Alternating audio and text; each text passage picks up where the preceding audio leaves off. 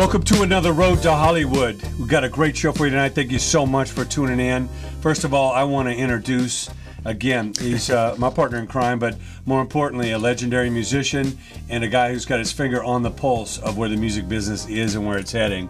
And again, you know him from his past work with such legends as Pink Floyd, James Brown, Diana Ross, Duran Duran, Supertramp, the list goes on and on. Again, welcome to the Road to Hollywood. It's Scott Page. Thank you very much. Yeah, I got the finger on the pulse, and it's right here on you, because you're the guy that really has it on the pulse. That's for sure. So, hey, Jay, I got an idea, dude. Yes. All right, since last time you've always interviewed me, and I think most people probably out there don't really even know about you. You know, we know you have 40 years in the business, so I want to ask you tonight, we're going to interview you to find out a little bit about it, because clearly after 40 years in the business, you've worked with all the greats. Tell us a little bit of how you got started. And first of all, are you a musician? Well, I was. You know, it all started with that. You know, I can't remember a time without music. Literally in the crib, I was feeling music. It really moved me. And as soon as possible, I was infatuated with it, listening to my parents' music collection. But I saw the Beatles on television, on the Ed Sullivan Show. And that, like so many other people, changed their lives. My family immediately moved to England after that. So not only being infatuated with that new pop, rock, soul, whatever you call that explosion of music in the mid-'60s, but I immediately convinced my mother to buy me a guitar, and her stipulation was I could play the guitar in a rock band and all that if I went to the orchestra, if I played in the orchestra in the school. A little bribery. Yeah, so I said no problem. So I picked up the cello and eventually moved to the string bass because that was a little more closer to a rock-oriented bass. But yeah, I played guitar, you know, in my early years. And what I realized was, as a musician, I could only do so much. But being that bridge, naturally being a creative person, if I could move from playing in the parties to putting on the parties, now I could have potentially a lifetime career doing what I love. I mean, the music moved me that fast, that deep, you know, that early. So I actually started on the business side. If people can imagine, starting to play guitar at 6, I turned professional at 11. By the time I was 16, I was in the business side. Wow. And that was 40 years ago. So it really came to the point where I wanted to do so much more than just play. You know, I felt I was limited, and some virtuoso could knock on the door, some child prodigy, you know, Beethoven could be at the door, and all of a sudden I'm out of a gig. Right. So that wasn't going to happen. Right. So having grown up throughout the world, England and Europe, and then when I turned professional musician, I lived in Texas, very rich musical communities. I continued on the business side, and I was always that kind of do-it-yourself guy. I would not only volunteer at the radio stations and the concert promotion and all these companies, but as soon as I went to college, which was on the Canadian border, right in between Seattle and Vancouver, in that very fertile late 70s, I actually, at my campus, I designed my own major. I took all the best from, you know, music and arts and business and marketing and broadcast. I call it arts and entertainment management, and got it okayed by all the heads of the business schools. But I also became and was elected the concert promoter from my university, and was the program director, station manager for the station. So you said elected? Yes. That's an elected official? Oh, yeah. Is that like running for president? Yeah, Did you have to do something? Be elected. Wow. And what's that process? Well, it's real simple. You know, there's a few people that vie for it, and everybody votes. So by the time I had finished college, basically on the dime of the campus, and just me creating my own syndicated radio show and everything with no budget, no staff, I was just that go-getter. And this was the late 70s, like I say. So as a concert promoter, I'd put on the first shows ever by, you know, such legendary groups as The Clash and all the breakouts of that late 70s. This was in college? That was in college, in Seattle, Vancouver area. The Clash's first shows they ever did in North America was in Vancouver. It's called the Pearl Harbor Tour. They started in Vancouver, and they dropped like 8 bombs down the coast. Of course, San Francisco, L.A., I think New Orleans, Atlanta, and D.C. and New York was the first Clash tour. But by the time I moved here in 1980, I just hit the ground running. It was the beginning of the whole new wave alternative scene. Hip-hop was still just brewing in the boroughs of New York, and by the time it started coming up, I was heavily involved. heavily involved, launching the careers of the first groups coming through town, like, U2 and Metallica. I was very big in that initial rock scene. And how did you get into that? Well, where did that come from? Again, I was the guy. When I came here, I was already about 9 years into business, and I was already working with every label. My syndicated radio show I did during college, called Insights, gave me the opportunity to interview any band that I could possibly convince that I could put a microphone in front of. So with no budget, no staff, during my college, I would call up every record company and find out what new releases were coming out. And of course, I was not only the campus promoter at my university, I was right in between Seattle and Vancouver, so I was working with the top promoters in those two cities. So everybody came through Vancouver and Seattle, and some of them even stopped in Bellingham, which was where Western Washington was. But it was a very fertile time. Like I say, all these bands were just coming out, Judas Priest and, the U2s and the all this, the Sex Pistols, everything was popping. So by the time I hit LA, it was just booming. I was running marketing and promotion for just a who's who in the industry. Some were on, labels, some were independent. It was a very fertile time because through the whole punk scene, I really helped launch the whole DIY movement. And a lot of the bands were starting to make their own music and saying, F the companies, we're just going to put out our own 45 and then our 12-inch and all that. And I helped launch groups like Black Flag and so many seminal groups here in L.A., like I say, Metallica, Doc and Rat, wow. All the Motley Crue. Motley Crue was a great standout. When they came out, nobody sounded like them, and it was just an immediate reaction. The kids loved them. To me, they were crossed between like Sweet and Cheap Trick. Right. But with the hair and the flash and the leather, and of course Nikki Sixx running the show and Tommy Lee on drums, it was a huge smash. And who was it that kind of gave you your first break in this? I mean, like when you came out here to L.A., I mean, how did you just get on the phone and start calling people and show them, say, hey, I'm a promoter? Who was your mentor? Well, again, I definitely had mentors, and I was coming fresh out of college where I'd already been working with all the bands, working with all the labels. So when I came to L.A., it was people like IRS. I'd done a lot of work with Miles Copeland and Jay Boberg. And how were they to work with? Miles was a visionary. I mean, when I worked with the Police and helped put on their first shows ever in the Northwest, they went from playing in a van, if you can imagine Sting in a van, to tour buses and private jets within about 2 years. They became the biggest stadium act in the world, in the next couple of years. And same thing happened when I started working with U2 down here. The first show in Southern California was 600 people at the Country Club, which is now a church, on Sherman Way in Reseda. Yep. And the second show, they played for 12 people, almost as many people in the room right here. Saw U2 at their first show in Orange County. And within a year and a half, they stole the show at the IES Festival in front of 300,000 people. Wow. So I knew right then that it was anything goes. There was no rules. The opening acts were becoming the headliners. This little punk or new wave or alternative band became the stadium acts. And I was the first person to bring Run DMC out here from New York. There was a thing called the street scene downtown. Wow. And if anybody remembers that, there was over 1 million people at free shows. There were stages everywhere. And I booked Run DMC and a lot of the acts for the first time, Grandmaster Flash and everybody. And that was the beginning. The first people to ever play hip-hop in L.A., if you can imagine this, was the alternative station. K-Rock played The Message by Grandmaster Flash. And hip-hop was right in there in my repertoire, just like punk rock, alternative, funk, and metal. It was just, it was another anti-authority music. It really...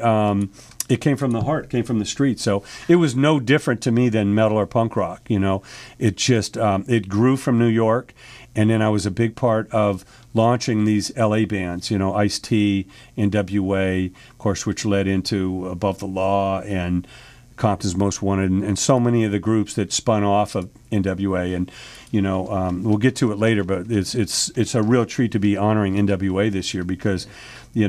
Ice-T was the first, what they called gangster rapper out here.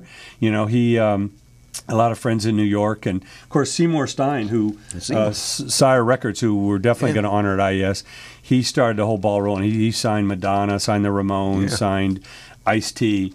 But it was NWA that really dropped the bomb, that created the whole explosion of West Coast hip-hop, gangster rap, whatever you want to call it. So it all led from there, you know. So it was very organic. People say, how do you get involved in hip hop? It's like saying, how do you get involved in music? It all started, you know, from the same love to help creative people get their music out there. And I was always the first guy to get involved. Yeah. Nobody had to say, like, okay, you're hired or this and that. I was being on the cutting edge of all those bands. I was just in the right place at the right time. So having the opportunity to, like, book bands into the street scene or doing promotions, you know, when I met Brian and Mark, who started Priority Records, NWA was their first urban act. They had the California Raisins, a little claymation, you know, video, and that's how Priority Records started. But when they came with Easy Does It and Straight Outta Compton, they were a brand new label, and I was doing street promotions and stuff for them, and it was a sonic boom, you know, when everybody heard F the Police and Straight Outta Compton and everything, it really exploded. So to me, what's so great about the indie scene today is it comes full circle. You know, a lot of these, back in the 60s, you know, it was indie labels and stuff that had these top 40 hits that broke out, and then they got signed to a major, and then they became, you know, these legends today. And, you know, we're celebrating the induction in the Rock and Roll Hall of Fame this next month with not only Public Enemy, and of course NWA was up for the honor, and hopefully they'll be in next year, but Lou Adler, who, you know, started so much on the West Coast here, and gosh, I don't have the list in front of me, but it's great to see these guys that started real street and real independent. Actually, you don't need a list. I actually got to say that I don't think I've ever met anybody in my life that is like a walking encyclopedia of music for the last 40 years. It completely blows my mind when we sit there and you start just rapping off all these names and people and things and bands and stuff from all genres. There's no question you've been in this game a while, and it's actually very fascinating to kind of get your take on a lot of this stuff. Well, you know, I've been a student of the game, like I say, since I could crawl. So to me, it's my business. You ask me about somebody that's relevant, and I don't know about them, I'm severely lacking. So it's exciting to be the ultimate fan, and that's really what I would tell everybody out there. A lot of people think the fan is the guy they talk down to, or the guy's just buying a ticket or their CD. But, you know, the greatest artists out there are fans themselves, you know. And when you talk about, you know, the highest of the high, you know, a Dave Grohl or a Dr. Dre, or these guys are fans of the music. That doesn't mean you're a groupie or some frivolous, you know, fanatic. It means that you haven't lost your love for the music and the reason it started. Yeah. And that's really what it takes.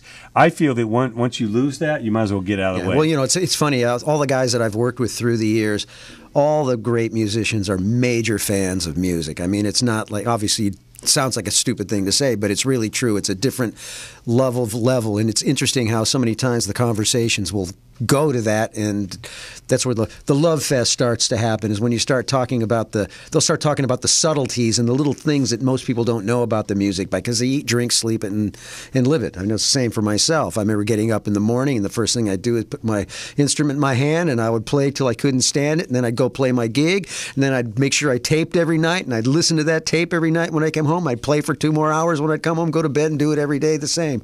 So there's definitely a love. It's fascinating to see. You know, I don't know your space as much because I've always been on the playing side, so it's actually very interesting to hear.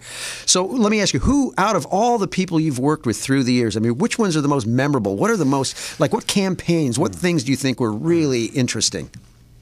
Well, again, those are definitely some of them. You know, seeing the explosion of the whole alternative scene, you know, which today is almost mainstream. I mean, when you look at the charts, these groups that were so outsiders, you know, were you know, they're now the biggest selling artists in the world. You know, when you think of a U2 or a Metallica or something. But you know, it was the beginning of that alternative scene. Matter of fact, me and Miles Copeland and a couple guys, we started an alternative magazine called DIY because Billboard wasn't covering this new wave and punk rock and alternative. So Miles, being the visionary, he said, look, I'll back you guys, go for it. What we did was we linked all the alternative record stores, radio stations, which many of them were college, and venues, the clubs. We linked those together in a trade paper called DIY. Well, we had to go out of business in 2 years because Billboard went from not covering any of this to having the Go-Go's on the cover and Oingo Boingo and U2, of course, and so much more, Depeche Mode and you name it. They really took over. So I would say definitely the birth of the alternative scene, and no question the beginning of the metal scene in L.A. You know, first time I had booked Metallica, I didn't even think that group was going to be all that because their songs were so raw. They were into these long jams. To me, growing up with the Beatles and the Stones and Motown, 3.5 minutes. I was a sucker for a chorus, you know. So, you know, they came on, and of course, out of that scene, you know, Motley Crue had more hooks and stuff, but the birth of that scene, you know, Motley Crue was, they don't get enough credit. You know, Nikki Sixx is a visionary. Like I say, anytime you step into a market and no one is doing what you're doing, and half the people are flipping you off and the other half are trying to tear your clothes off, you know you're onto something.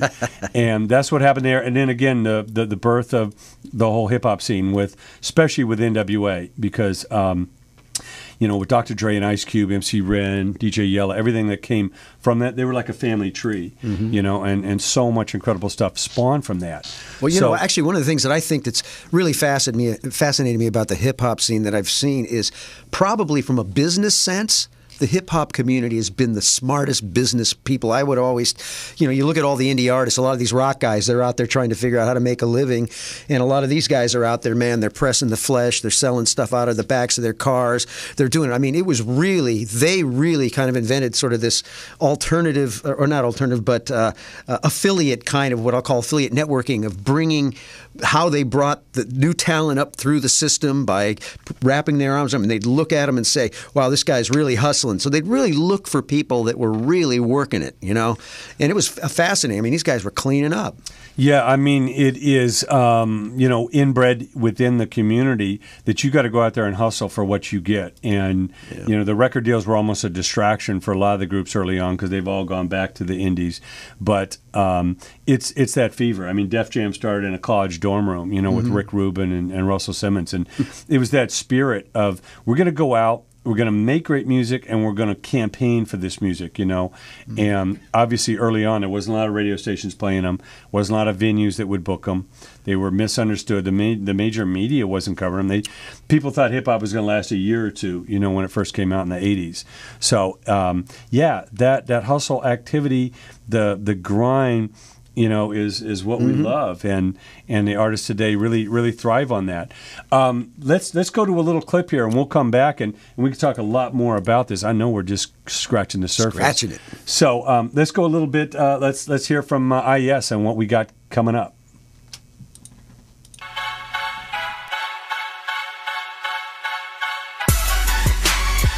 Hey, what up? This is Corey from Slipknot. This is Matt Sorum from Velvet Revolver. What's up? It's your boy Mac 1-0. Hey, this is Mike Inez from Alice in Chains. What's up? This is Be Real from Cypress Hill. What's up? I'm Sean from Yellow Card. It's your boy Warren G. I'm Brooks Wackerman from Bad Religion. Hey, yo, this is Method Man. This is Mick Jones from Foreigner. I got a question for you. Are you serious about moving your creative career forward? Then you need to be at IES. If you're a musician out there, you got a band, you want to rock, don't sit down on your ass and wait for someone to knock on your door.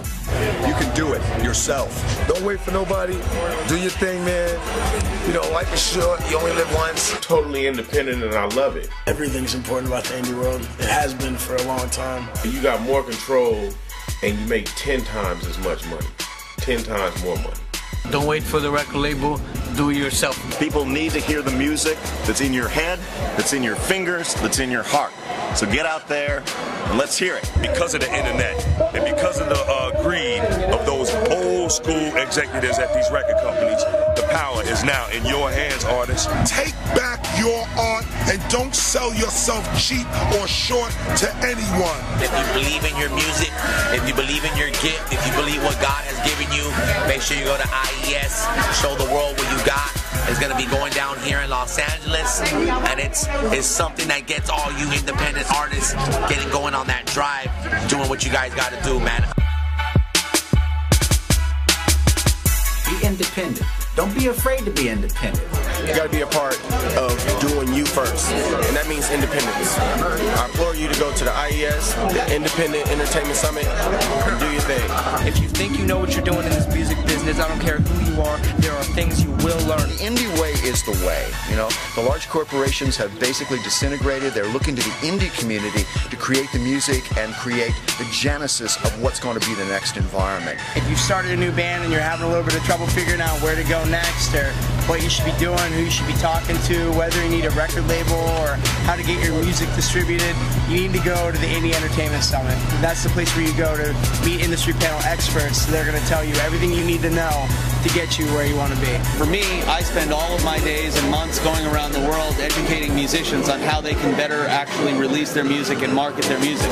Part of my mission, it's part of the way that we can grow the music business. So I'm going to go at all the important summits that I can go to, and the Indie Entertainment Summit is going to be one of the places that I'll be. You want to be educated? You want me to help educate it? You better be there. If you rap, sing, dance, model, DJ, or act, or like myself do comedy, you can't afford to miss this conference. You're trying to do your thing in this business, you're tired of waiting on somebody to help you, and August coming to LA, the Indie Entertainment Summit. You know what time it is, man. It's that time, Rolex time. Chasing cash, get money, get care. Shout out to Hit Boy, G-Rock, Might Make a Mess, Stacy B, and Circa. And we here with the Indie Entertainment Summit, man. Y'all need to be here, man. It's in LA in August, man. Beautiful people here, man, dropping knowledge, dropping gems about this new way to pursue this music and a new way to get this money, man. It's the Indie Entertainment Summit. That's the IES, baby. Very important place to be if you want information to take things to the next level. You may not have access to the internet. It's okay, too. Go there. You have an opportunity, IES. Write it, rap it, produce it, mix it, arrange it, rap it, sell it. That gives you the power. Every second that you're sitting on your butt waiting for something good to happen, your competition is passing you by. So if you got a dream, go and fight for it and support Indie Entertainment Summit. I need y'all to come out to my city and represent with the Entertainment Indie Summit. It's going down August 1st through the 5th. If you're an independent artist, you're an independent label, you want to get your music out there, you want to network, come out to Los Angeles. All you gotta do is, if you want to blow up in this industry, go to IES conference in LA, Google it, you gotta be there. Showcases, panels, opportunities, everything that Indie Entertainment Summit does is something that is very much for today's music industry. We know how it used to be, but we don't know how it's going to be tomorrow. But I think the Indie Entertainment Summit is going to be an opportunity for motivated, ambitious professionals to meet each other. Music business is a hard thing to break into. So you gotta do what you can. Check out IES, Indie Entertainment Summit. If you're gonna be anywhere, you need to be at IES, man, in LA, man. That's where it's gonna be at. It's going down just like that, August 1st through the 5th. IES, man. If you ain't going to IES, you ain't gonna live to be an artist. You know why? IES, feed your mind, feed your soul. Get a good lawyer. They'll teach you which way to go. If you're serious about your music, where do they need to be? You gotta be at IES, yo. What's that? Indie Entertainment Summit. You should check it out at IES.com. Hopefully this will become an annual event that we'll all be going to many years from now.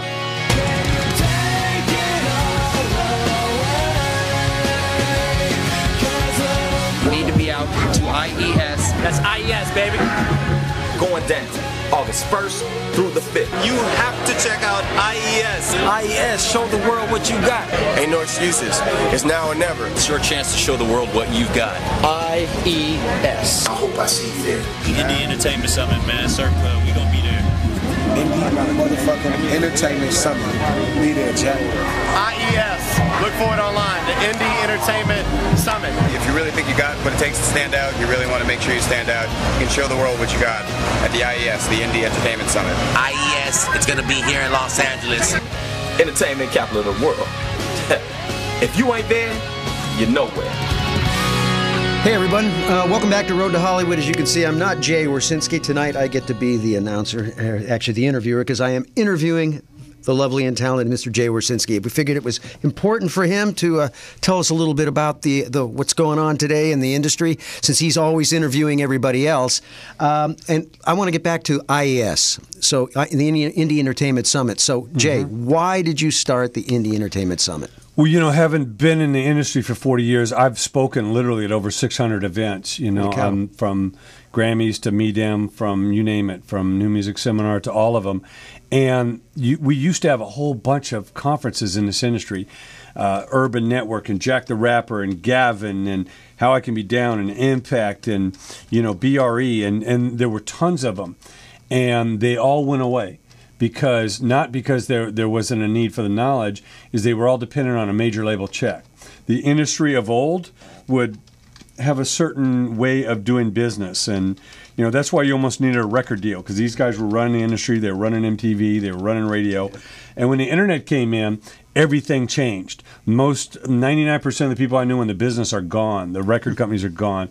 I drive around Hollywood, it's like a graveyard. Hey, that's where Capitol was, and that's where Warner Brothers was, and Atlantic was over there, and it's that kind of business right now. So what's actually happened is there's a lot of these tech events that spring up, and then there's a lot of cool events that are very niche, you know, like an ASCAP Expo for songwriters. But there wasn't anything, especially in LA, that really brought it all together. Nothing that would really actually give you the tools to build your business, move ahead without a record label, without a movie studio, without, you know, $1 million budget, and show you how you can advance every aspect of your career. And what I saw in the indie world is a lot of the guys that were doing the big stuff were very free and open about giving their information. Unlike the past, where if you worked for Sony, you would never disclose to Warner Brothers guys what you were doing. The indie world was always an incredible camaraderie, because I can learn how Tech Nine did it or Black Flag or Metallica did it. Doesn't mean I'm going to be able to do that, because there's still a lot of unique characters, and you still got to go get the fans and ignite that flame. So it really became a situation where there's all this new tech, and the Napsters and the MySpaces and all these companies cropped up, and the old guard record companies just try to keep them at bay. Like, no, we don't want the record industry to change. The music business is fine. We're making our millions and all that. And it came to the point where, look, there needs to be bridges built between music and all these independent film and TV, and DJs were exploding, and comedians were coming from left field and becoming the most popular guys, you know, the Kevin Harts and the Louis C.K.'s, and all this stuff was exploding. So what I really realized last year, after going to MEDEM for my 22nd year in a row in Cannes in the south of France, after speaking at New Music Seminar, after attending CMJ and all South by Southwest especially, I said, that's it. None of these guys are getting it right. South by is a great party if you want a drunken Mardi Gras, which, you know, there may be a place for that, but does nothing to build your business or your knowledge. And same with CMJ, and again, we're not knocking these other things. The few that are out there, some of them are outdated, and some of them are fine for the niche that they serve. But LA, being the entertainment capital of the world, had nothing. We've got nothing out here, and this is where all the speakers are. This is where it goes down. So I said, absolutely, we need to start something that's fresh, that's new. It's going to be all independent. It's going to be all entertainment. And it's going to be a summit right here in LA, the entertainment capital of the world, bringing all these people together, music and TV and the arts and dance and comedy and DJs. And not to dilute it, it's not spread thin. What it is there's an independent spirit. And you're seeing that in a lot of these successful tours and events and projects right now. Even stuff that's exploding on TV. The music guys need to know the filmmakers, and the video guys making the videos need to find the talent. And you know, the dancers or the comedians or the DJs can learn more by coming together. A lot of times you go see Snoop Dogg and he's performing with Mike Epps, and there's a DJ opening. So you got hip hop, you got comedy, you got DJs, you got maybe a classic car show in the parking lot. I mean, it's about really giving the people an experience and giving them value for their money, because again, these big corporations have just risen the price of concert tickets. So it's time for the indies out there. So we created IES last year with very little staff, no budgets, no sponsors, and we hit a grand slam. It was an amazing experience that I knew enough people in the business that all I needed to say was, can you please come and speak at this event? And we had like 80 of the biggest movers and shakers in the industry come down. And our initial hip-hop honors, I mean, we inducted the legends like Tech Nine, who is the biggest selling independent artist in America today, inducted, the Alcoholics and Spice One, who was a mentor to Tupac, and inducted Chino XL, who's one of the legendary lyricists of all time. And these are the guys that Eminem and Dr. Dre and Snoop and everybody look up to. And, this year we're going to blow it out of the water. But, it was just the biggest feedback we got was just it's the right thing in the right place at the right time. The thing I really like about it is that, there's nothing like pressing the flesh face to face. And if you think about it, a lot of artists, there's really no place for them to go to really, like you said, meet up with those film guys, those TV guys, the publishers, all those different types of folks in one location, because so much of it's all really built on relationships. And so here you get to come to a place. This is what I liked about last year, man. I met so many people coming over when I was over there talking on the panel that, I've got great contacts. And that's really the name of the game, is getting in, finding those people that can really help you out. So that's great. So this year, what's going to be different this year, you think? Well, it's just going to. Where's it going? Where's it growing? It's going to continue to grow and grow. The bottom line is, like I say, we're onto something big. Again, we're not here to smash or destruct, anything else that's out there. But there's a vibrancy right now. You've got Macklemore with the #1 song in the world without a record deal. You have Tech Nine, who will be with us on Saturday at Paid Dues. How about John Bassamana? Joe Bonamassa, yeah. He's a blues legend who is not even on the radio and made $22 million last year. But again, getting back to Tech Nine, again, this is a guy who's the biggest. He's got more sellouts on the road, packing the venues that he does, and he's not on the radio. He's not on the mainstream media. His video's not on BET. And like the guys from RBC, and of course Violet Brown, who'll be on our show coming up.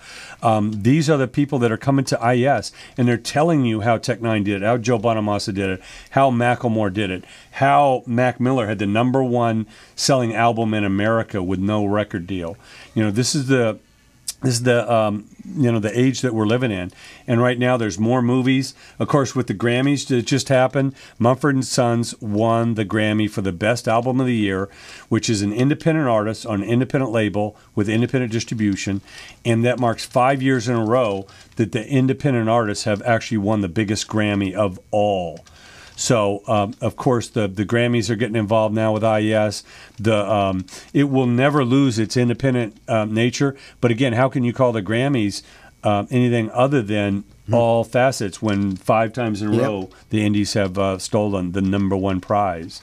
So it's just going to be a continual evolution every year. I mean, we can blink and see 5 or 10 years from now. And there's a lot of artists to honor.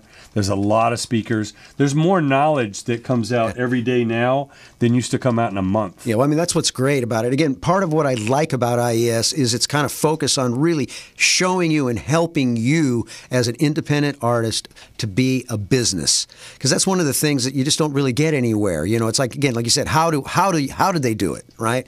How did they make it happen? What techniques, what types of things work for you? What tools do you actually really need? What about, you know, if you're thinking about the social networks, which ones really matter? How to nurture or engage those audiences? I mean, all those things that you're going to really need to really build your own business, because at the end of the day, isn't it all about your community of people that are surrounding your fans? And hopefully what you do is you got to be able to turn those fans into customers so that they actually help you support your business. So tell us a little more about, like, what's going on with the rock honors and stuff this year. Well, you know, it's an amazing thing. And again, a great thing about IES is it's not a local event, you know, because it's here in L.A. Everybody wants to be here. We had people from over 20 different countries. We had people from all 50 states. We had an amazing amount of artists that drove all the way from the East Coast to IES. And that's a testament to, again, the speakers, the topics, the knowledge, the location, the energy that's going on right now in the industry. the rock honors, of course, you're going to be a very big part of that. You know, there's a lot of trailblazers. Again, this is not a corny award show. Nobody's getting up and, you know, seeing a little trophy and clapping and all that. It's a complete bonding of the new musical community, the new creative, you know, community out there, and the trailblazers that blaze that trail. And we're extremely proud and honored to induct Ozzy Osbourne and Randy Rhoads. And if you don't know who Randy Rhoads is, there wouldn't be an Ozzy Osbourne solo career like it happened without Randy Rhoads. He was the Eddie Van Halen, so to speak, of that band. And the band was called Blizzard of Oz. It wasn't even called Ozzy Osbourne when he joined it. And Randy, to this day, he unfortunately died 2 years into his stint with Ozzy and left us with 2 legendary albums, but is still, to this day, 30 years later, acclaimed as one of the greatest musicians, you know, of our lifetime. And his family, his brother, his sister, his mother, they're going to be there. And it's very, very touching to see someone get an honor who's not around to accept it, and see the influence of his music as strong today as it was 30 years ago when he was packing arenas and stadiums all over the world. And along with that, we're going to induct Black Sabbath, who have just created their first new album in 30 years. And Ozzy is back with the guys, and Black Sabbath started it all. When you talk to Rick Rubin, who created Def Jam, his favorite group of all time is Black Sabbath. I mean, you go back to, I don't care what heavy band, whether it be Rob Zombie or Slayer or whoever, Metallica, you know, Black Sabbath really created the mold. And we're also going to induct and honor the Foo Fighters and Nirvana. Obviously, Dave Grohl has created an amazing documentary this year with Sound City. He's done an amazing legacy to come from behind the drums with Nirvana to front the biggest rock band in the world right now with Foo Fighters. He's just a down-home guy, and he rocks the world. And we're also going to induct and have a very, very special ceremony with Rage Against the Machine. Not only is this group from L.A.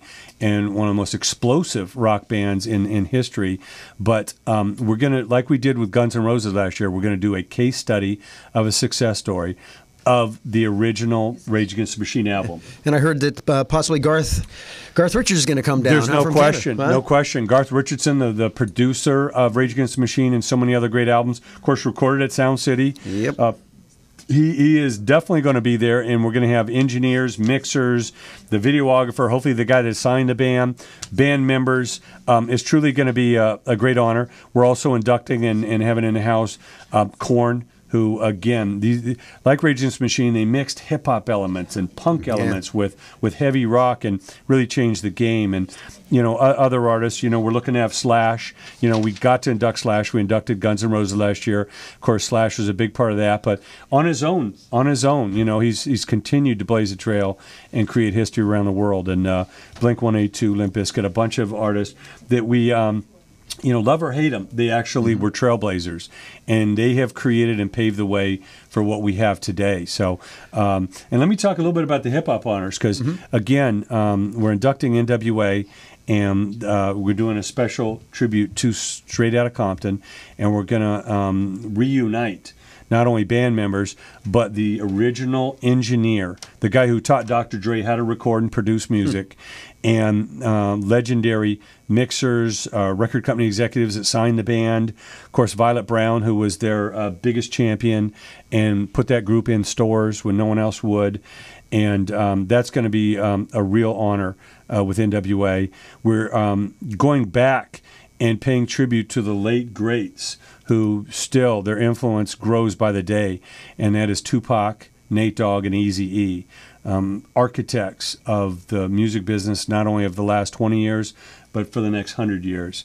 You know, these guys will be in the hearts and the minds and on the speakers of music fans all over the world forever. And we're also inducting Bone Thugs and Harmony, DJ Quick, Cypress Hill, Bun B, Warren G, Above the Law, and some of the very important guests like Violet Brown, who we're going to induct and hopefully have her give the honor to Dr. Dre, but also we are honoring Chang Weisberg, the CEO and founder of Guerrilla Union. Of course, we have Pay Dues coming up. We have Rock the Bells, which has become the biggest tour in hip hop history, and we have, of course, Smoke Out with Be Real and everything that Chang has created. And again, you saw an interview with him last week. We've got more interviews next week. We've got a full report from Paid Dues. So the Hip Hop Honors kicks it off the first night of IES. Yeah, so just in the first day, people will get 100 times their money's worth. Yeah. So and what about what I know Astro is working with, and we've got the World Championship. Well, tell us about that, the DJ Jam. Well, again, it's not just music, but it is DJs, it's comedy, it's filmmaking, it's video, and we're proud and honored to have the World Championship DJ competition end up at IES this year, August 10th, which right now there are finals, semifinals going out throughout the year, throughout the world, and the DJ World Championship will be at IES on Saturday night, and that's going to be an incredible day. Also the Rock Honors, also that day. So there's something for everybody. And also with comedy, we're going to induct Monty Python, who's one of my favorite, comedy troupes and a force to be reckoned with. A lot of people might not know who that is, but your favorite comedians were, influenced by these guys. They're considered basically like the Beatles of comedy, actually. That's what they say. And thanks to you, and we're very excited to be involved with Python Line and everything coming up. To me, music and comedy and live performances and this exchange, of an audience is all interrelated. And I think what IES does best is bring all that together rather than segregate it. Because before it was like, okay, if you're a filmmaker, you got to go to this event. If you're an actor, you got to go over here. If you're a musician, you got to go over here. A songwriter, you're over there. No, it's all one big lifestyle. It's all one form of entertainment. Because actually, there's a lot of business. Since this is a business, it's like the way IES works. It's business during the day and it's party during the night, which is really nice because we got the clubs with all the bands playing all around up and all around NoHo, up at the Universal City Walk. So it's actually a lot of fun.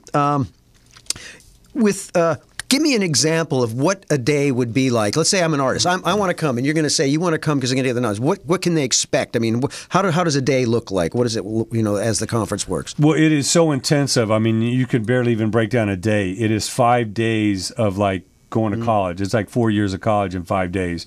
I mean, the intense starts first thing in the morning, and we do the big inauguration. Of course, we had the U.S. Congress bless us last year, and we cut the ribbon with dignitaries, and we had members of KISS and Megadeth and all the big legendary musicians were there. But more importantly, it is intensive. There's good 20, 25 workshops and seminars throughout the day, and whichever one you're not physically at, don't worry about it. They're being videotaped. You're going to be able to stream later.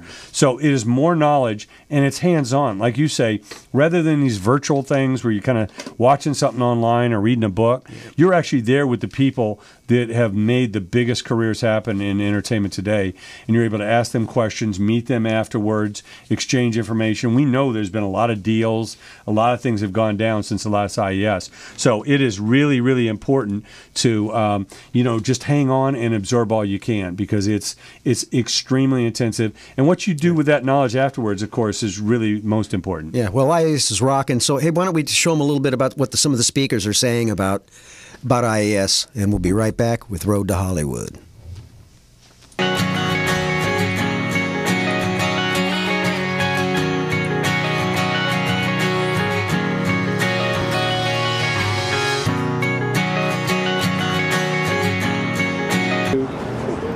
What's up, this is Jazzy from Jazzy Management, participated in the IES. Hey, if you missed this, I don't know what you're thinking about. You calling yourself an artist? You're not an artist if you wasn't here. It's crazy. I mean, I don't even know where to begin. But check this out. Next year, or the year after that, since you missed this one, you better make the next one. The IES, off the chain. Shouts out to everybody that came and got this game, got this knowledge with all the panels. Not one, not two, not three, but multiple panels with multiple information.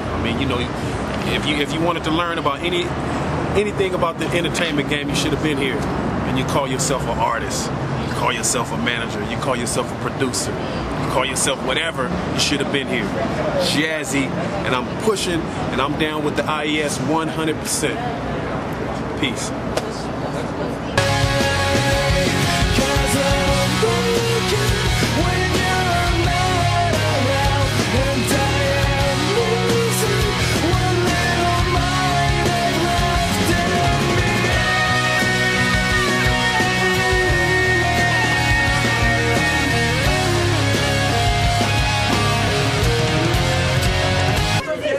what up? This is Bob Hernandez, man, representing Convict Music, if you don't know.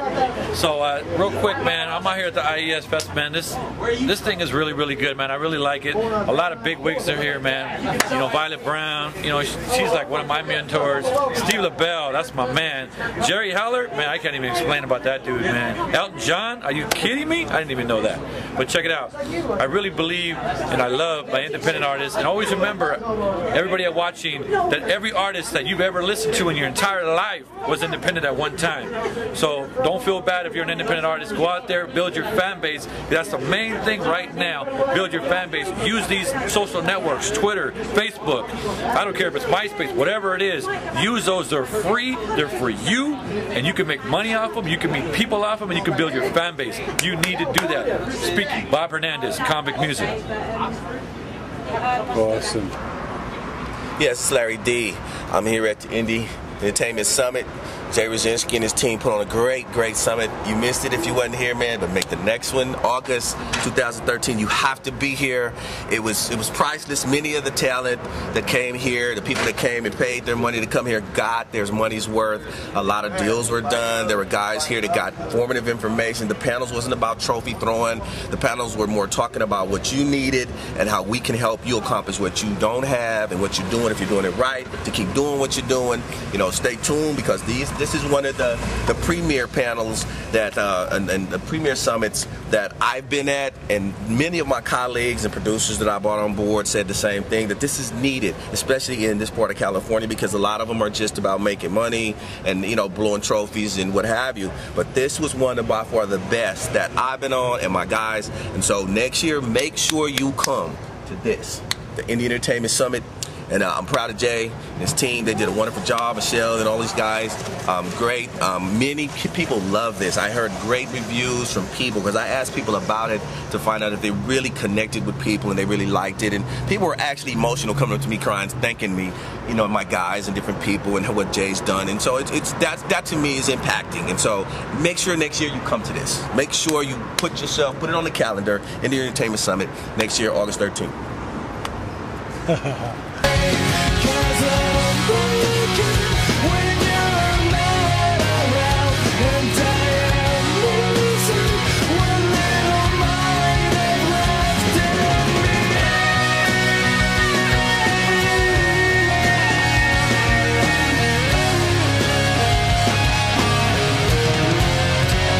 Scott and I are from Big Man Global Entertainment, Las Vegas, here at the Indie Entertainment Summit. What a great week. Multiple connections, the best idea I've ever had. Got a shout out to Jay for putting on a great opportunity for people to make meaningful connections. Get down and get in front of people that have an interest in forwarding the careers of people in the independent scene, no matter what it is, movies, music, and entertainment. Loved it. Thanks a lot, Jay. Yo, what up? This is DMX. You need to feed your mind with IES. Hi, Earl Simmons.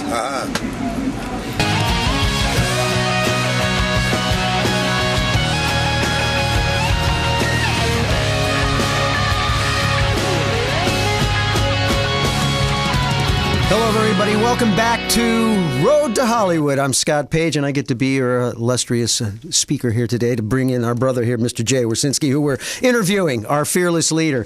So, hey, Jay, we were talking a little bit about IES. First of all, one of the things we didn't talk about, we talked about all the speakers and all the events and stuff, but we didn't really talk about the bands coming and playing. So how does that all work exactly? Well, I mean, real simply, you know, after seeing South by Southwest and, you know, thousands and thousands of bands that apply and very few of them actually get to perform there, you know, the first thing people ask me is, why is IES different? You know, why do we need, you know, this other event? And first of all, because it's 1,000% independent. There's no one there speaking that's on a major label payroll or any of that stuff. And it's all entertainment. We're really bridging the gaps and bringing people together to create and to collaborate. But, you know, from there, it was our mission was that every artist that is attending gets to perform. And that is our mantra from here on out. Every artist has a voice, and we can't promise, you know, giant arena stages and this and that for everybody, but everybody gets a chance to perform. And there's a couple, you know, more marquee events and things like that people can apply for. But it's our honor, because we're trying to get rid of the gatekeepers. Somebody telling you, hey, can you imagine Bob Dylan? He would last about 10 seconds on American Idol or The Voice right now. I guarantee you, no chairs are turning around for Bob Dylan, or I mean, you name it. Yeah, I got you. You know, Led Zeppelin probably would have gotten booted off. You know, but you know, the Beatles got rejected by every record company out there. So it's really, you know, it's time to get rid of the gatekeepers. Let the public decide. You know, if they like, you know, Mac Miller, let's make him number one. You know, Justin Timberlake just sold 1 million records this week. So if anybody says that CDs are dead or no one buys music, you know, that's a strong statement right there. And so it's really our honor to make sure everybody gets to perform. So we have a multitude of venues, and you know, we've got to kind of chart the course and make sure that we've got entertainment every day in every way. But it's really exciting to be able to offer that. Well, that also makes it a lot of fun for everybody to come, because you're going through the workshops, getting your education. Then at night you get to go out and have a good time, listen to your other bands, meet all those other bands. It's actually a lot of fun, and it's great for the community, because that's open. We allow those to be open to the public, so anybody can come to those events. Yeah, the IES Festival, certain events are open to the general public, but obviously if you are making music or making video, making movies, writing, producing, managing, run your own label, production company, you want to register. You got to be there. This knowledge, you know, I like to say it's millions of dollars worth of knowledge, because I'm literally seeing artists right now going out and taking ideas like this. Like Macklemore right now, is the guys will probably generate, you know, $10 million this year. Besides Tech Nine, again, he's at a whole nother level. But these people are independents, and they're generating tens of millions of dollars right now. So these are truly $1 million of information that we help provide, because the people that are speaking at IES, you can never get these guys on the phone. You call their office, if they don't know you, you won't get past the secretary, or if you leave somehow you get their cell phone number, believe me, they will not call you back. These are the level of the busiest people on the planet, and you know, they're only working with who they're working with. So to get inside that circle and actually meet them and all that, just like we had on last week, we had First Dirt, which is, of course, you know, members of Indie Power, and they started their campaign at IES. Not only did they put together their indie tour, but they got drops from Violet Brown and Steve Lobel and some of the legends that were IES. And that helped them in their cause. They won the contest. They are the independent artist that got picked to pay dues on Saturday. So again, from something to nothing, you know, from nothing to something, from First Dirt to, you know, the penthouse. I mean, it's really all about what you make it, and that's really what we're talking about with IES. You know, it's a great opportunity to learn, connect, grow, expand your career, and get ready for the following year, because it's what you do with that knowledge, and we want to keep it growing. Yeah, so we hope to really see everybody out there this year. It's going to be a great time. It was a great hang last year. We had a blast. And so, hey, why don't we hear from a few of the other attendees, some of the folks that were there, and we'll see you next week on Road to Hollywood. Thanks, Jay. Wonderful job, buddy.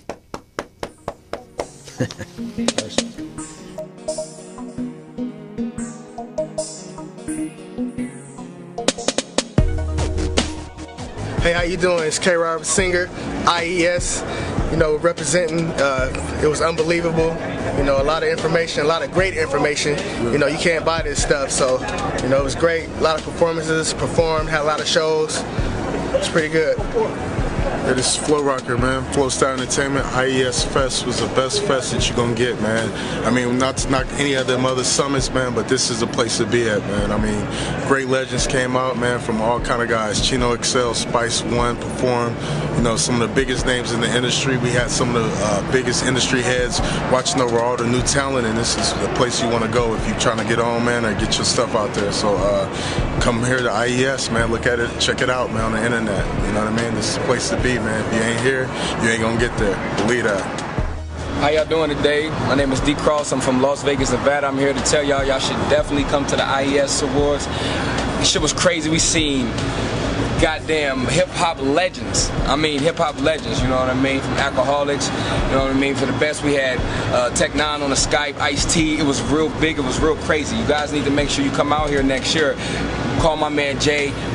He gave me personal one-on-one interviews with major record labels, radio stations, TV shows. We had some amazing rock bands. If you think you got talent, this is where you need to be. Ain't nothing better than IES, D Cross, Las Vegas, Nevada.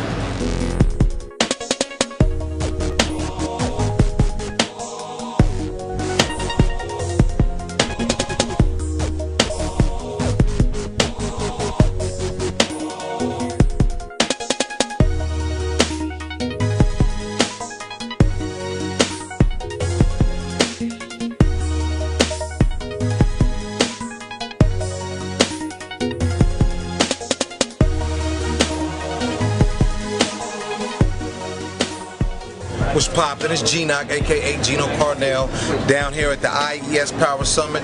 If you're not here, why you wasn't here? It's been poppin'. Nothing but legends, hit makers, beat makers, platinum artists, gold artists, artists from all over is making it happen. Don't be lazy. Get your grind on. Indie Power will make it happen, can make it happen. Indie Power is power. And you want power, don't be powerless. Stop sitting on the couch, stop standing in the mirror, get up out, get your grind on, get your hustle on, do what you love to do, get paid off of what you love to do. It's G-Knock, that's right. Indie Power, IES, hook up with my man JW, do it big, go beyond. Peace. Yeah, it's your boy Randy Boston checking in, Cold Crush Music Group, Flavor Collection. I'm out here at the IES event, the Indie Entertainment Summit Live 2012. Yo, if you wasn't here this year, you need to try to make it next year. There was a lot of experience here. The panels was great. I've been to several music conferences. They have old, washed up people that's not even relevant in the game, in the industry, come up here and talk like they know what's going on. We had real people here talking about real things. I learned a lot of stuff myself, how to grow as an artist, management, you know, learning how to perfect my craft, being a better artist, promoter, everything. So you missed out. Also saw some legends here, man. We was on the stage with Spice One. We had the Alcoholics here. You know, straight legends, man. And they was in here dropping game, letting artists know you can make it as an independent artist. So don't ever lose hope. Need to holler at my man J2. Pow. My name is Lonnie Dangerous. I'm just a tip on iTunes and CD Baby. I'm here at IES. First time, greatest experience ever, and it's only the second day. Spice One came down, Tech 9 Skyped, the Alcoholics were there, Violet Brown was here. It's the craziest thing ever. If you're on the outside of the music industry, the way to rub elbows with everyone in the inside of the industry is get down with IES. Big things. Deal with it.